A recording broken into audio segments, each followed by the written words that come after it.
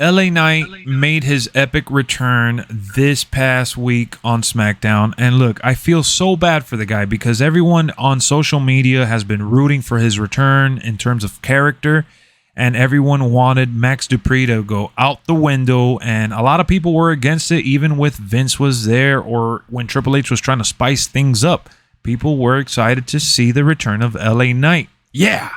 But he came out and the crowd didn't really gravitate towards the switch all that much. I feel like people were probably even confused. Now, I like him. I think he's awesome. He did great while he was in TNA. He did great in NXT. I think, if anything, he's going to put on great performances and win over the crowd at some point.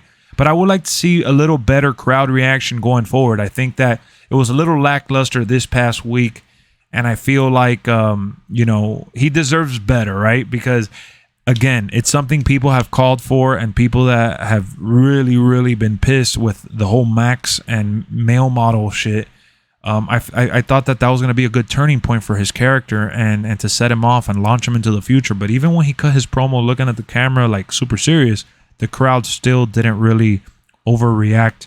And not that he's a megastar, but you got Wade Barrett and Michael Cole selling this angle like this guy is a big superstar or whatever, but it just didn't really feel like that iconic moment that I thought that they were going to give him that NXT level reception. If he would have dropped into NXT, which he has before, he would have gotten a big pop and he would have gotten, a big deal. But yeah, he's had kind of like the Ezekiel effect. But remember, Ezekiel, aka Elias, he really got over in due time. So hopefully LA Knight could find his rhythm. I think he will. I'll give him the benefit of the doubt. And I'm giving Triple H the benefit of the doubt as well because he already used him in NXT and he did a great job with him. So all things considered, I think that this is positive, and we just got to let the crowd kind of get behind him before we really bash this decision.